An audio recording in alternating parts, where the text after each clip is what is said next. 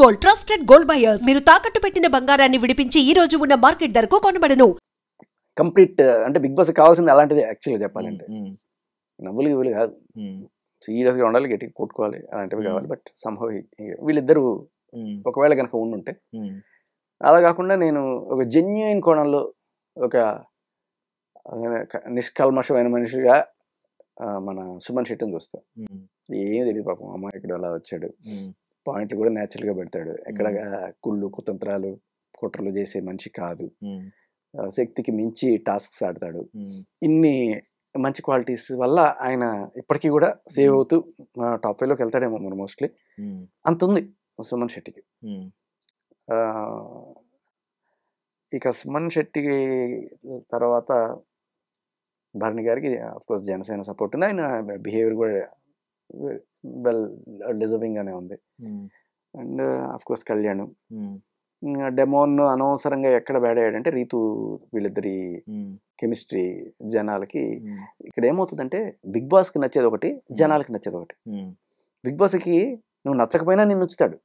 Big boss condition ఏంటంటే నేను తిట్టుకొస్తూనే ఉండాలి, లేకపోతే పొగుడుతూనే ఉండాలి, ఏదో ఒక కేటగిరీలో ఉండాలి. కామ్గా ఉంటే నాకు కుదరదు.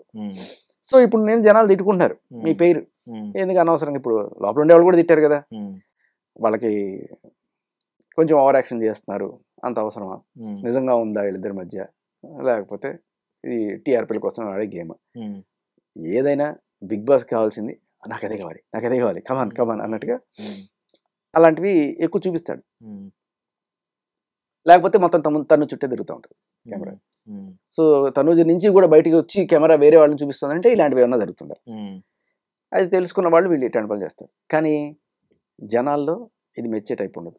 జనాలకి ఎలా ఉంటుంది అంటే ఎస్పెషల్లీ బీసీ సెంటర్లో ఏం పోయే కాలం వీళ్ళకి ఎంత ఓవర్ యాక్షన్ చేస్తున్నారు. ఇప్పుడు నువ్వు పుట్టిందని అమెరికాలోనా లేకపోతే యూరోప్లో పుట్టినావా, ఇండియాలో పుట్టే ఎక్కడ మీది చీమ కుర్తో లేకపోతే ఎక్కడో ఆ ఊళ్ళో పుట్టి నువ్వు ఇప్పుడు సడన్గా ఇంత ఇదిగా నడుపుతుంటే మాకే ఎవరికైనా అట్లా అనిపిస్తుంది. కానీ ఏమవుతుంది జనాలు అంటే చాలా మందికి అర్థం కాని విషయం ఏంటంటే, ఒక సిటీకి వచ్చిన తర్వాత ఒక కల్చర్ నేర్చుకున్న తర్వాత సరే అందులోని ఇండస్ట్రీలో ఉన్నప్పుడు దానికి అలవాటు పడతారు. పడినప్పుడు వాళ్ళకి అది నార్మల్ అయిపోతుంది కొన్నాళ్ళకి. ఆ నార్మల్ విషయంలో కొంత పెద్ద మనసుతో చూసేవాళ్ళు చాలామంది ఉంటారు. బట్ గ్రామాల్లోనూ లేకపోతే టౌన్లోనూ దీన్ని మెచ్చరు. సో వీటి మనం అనుకుంటాం ఇక్కడ హైదరాబాద్లో 1 కోటి మంది ఉన్నారు కదా, 1 కోటి మంది ఓట్లేరు, కానీ గ్రామాల్లో ఉండేవాళ్ళు గట్టిగా ఓట్లేస్తారు. ఇప్పుడు తనుజ నిలబడుతుందంటే దానికి కారణం అంటే సీరియల్స్ హైదరాబాద్లో కన్నా రూరల్ ఏరియాస్లో టౌన్స్లో గట్టిగా చూస్తారు లేడీస్. సో వాళ్ళకి ఈవిడ కనెక్ట్ అవుతుంది, కానీ ఈవిడ కనెక్ట్ అవుతుంది. అంటే నేను షాక్ అయింది ఏంటంటే మీరు లిస్ట్ అంతా చెప్పారు కానీ ఇందులో తనుజ గారి పేరు రాలేదు. అండ్ మోర్ ఓవర్ సంజన గారి గురించి గొప్పగా చెప్పారు. తనుజ ఇమాన్యుయల్ ఫస్ట్ డిజర్వింగ్ ఎవరన్నా అంటే ఇమాన్యుయల్. ఎందుకంటే ఆయన ఎంటర్టైన్మెంట్ చేస్తాడు, అసలు ఎక్కడ కూడా అన్ని చక్కగా రూల్స్ ఫాలో అవుతున్న దీంట్లో ఎక్కువగా మనకి ఇమాన్యుయల్ కనబడి ఏదో చిన్న 1-2 మిస్టేక్లు తప్ప. ఇమాన్యుయలే ఈ సీజన్ మొత్తానికి ఎంటర్టైన్మెంట్ ఎవరన్నా అంటే అది ఇమాన్యుయలే కదా. సో ఆ కోణంలో ఇమాన్యుయల్ ఫస్ట్, తర్వాత ఇంకా సరే తనుజ బిగ్ బాస్ ముద్దు బిడ్డ. సంజన గారి గురించి మీరేం మెన్షన్ చేయాలి? సంజన గారు నేను యాక్చువల్గా ఫస్ట్లో అయితే నేను ఆవిడ ఎందుకు బిడ్డను పెట్టుకొని ఒక 5 నెలల పాపను పెట్టుకొని రావాల్సిన పని ఏముంది, ఆవిడ బిడ్డ కన్నా ఇంపార్టెంట్, మేబీ నెక్స్ట్ సీజన్కైనా వచ్చి ఉండొచ్చు కదా ఆవిడకున్న కాంటాక్ట్స్ తోటి. కానీ బిడ్డను వదిలేసి రావడం అనేది నా దృష్టిలో ఒక నెగిటివ్ కోణం, నేను ఆ కోణంలో చూస్తాను. కానీ నేను బిడ్డను వదిలేసి వచ్చానని చెప్పి ఇక్కడ చెప్తే ఆ సింపతిని గెయిన్ చేయడానికి నువ్వు అది ఆ కార్డు వాడుకోవడం నాకు నచ్చదు. అంటే మేబీ వచ్చే సీజన్లో అయితే వీళ్ళు కూడా వద్దంటారేమో, ఈ కరెక్ట్ టైంలో వస్తుందా లేదా అని టెస్ట్ చేసి ఇది యూజ్ అవుద్ది, టీఆర్పీకి యూజ్ అవుతుంది, లేదంటే ఆవిడ గురించి ఏమంత బజ్ ఏం లేదు కదా, అంటే బిడ్డను వదిలేసి వచ్చింది కరెక్ట్ గా అనేది ఒక అటెన్షన్ పాయింట్ అవుతుందేమో. అది అవుతుంది ఖచ్చితంగా. అటువంటి బిగ్ బాస్ గట్టిగా ఆలోచిస్తారు. ఎందుకంటే నేను వెళ్ళడానికి కూడా కారణం నాకు మేబీ అప్పటిదాకా అడుగుతున్నప్పుడు 2 వారాలు మా డెలివరీ ఉంది అనగానే ఒక వెలుగు కనబడింది వాళ్ళ కళ్ళలో, వీడే మనకు కావచ్చు. సో మేబీ ఆ భార్య డెలివరీకి సంబంధించి నేను ఏమైనా ఏడుస్తానేమో లేకపోతే అటువంటివి ఏమీ కనబడలేదు అక్కడ. బేసికల్లీ కామ్గా టక్కుమని వచ్చేసాను నేను. అలా కాకుండా నేను లోపల కూర్చొని అక్కడే ఉండి అది పట్టుకొని వేలాడుతూ అయ్యో మావిడ ఎలా ఉందో ఇలాంటి యాక్షన్ మన వల్ల కాదు. వచ్చామంటే వచ్చేయాలి అంతే. ఉంటే ఒక 2-3 వారాలు ఎక్స్ట్రా ఉండేవారనే ఫీలింగ్ 2-3 వారాలు ఏముంది, అది పట్టుకొని లాగుతూనే ఉండొచ్చు. ఆ ఫ్యామిలీ వీక్, ఆ బిడ్డను తీసుకురావడము, ఇంత హడావిడి అంతా ఉండేది. దాని గురించి టీఆర్పీ ఎన్నో కళలు వేరు ఉంటారు బిగ్ బాస్. మన వల్ల కాలే వచ్చేసినాం. ఎందుకు ఆ టైంలో గట్టి పీకింది.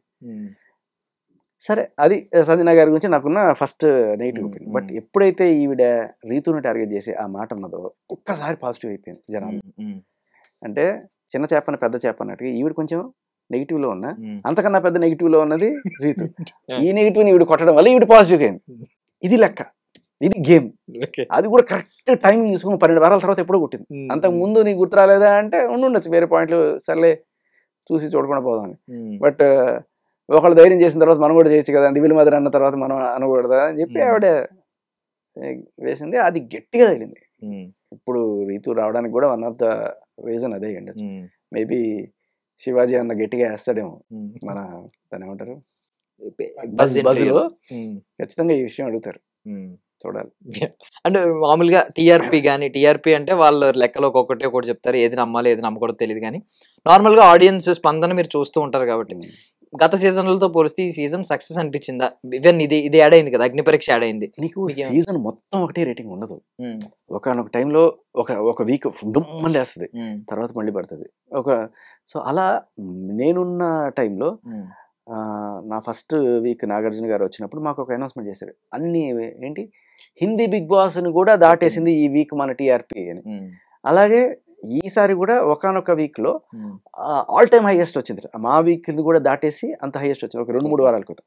సో ఇట్స్ నాట్ కంటిన్యూస్ గా ఒకటే ఉండదు, ఏదో ఒకటి వర్కౌట్ అవుతుంది. ఆ వర్కౌట్ అయిన వీక్ తప్పని లేదు. సో అగ్ని పరీక్ష అనే కాన్సెప్ట్ మీకు నచ్చిందా? ఇది జరిగిందంతా కాన్సెప్ట్ ఏదైనా సరే జనాలకి పబ్లిక్ నువ్వు ఇన్వాల్వ్ చేయడం అనేది నాకు నచ్చింది.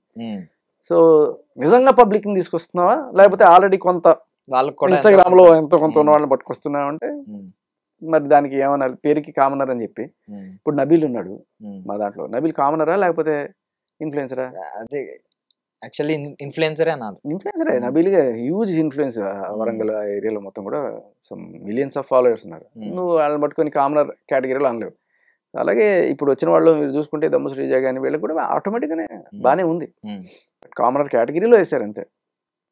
సో నిజమైన కామనర్లు వస్తే చూడాలని కోరిక.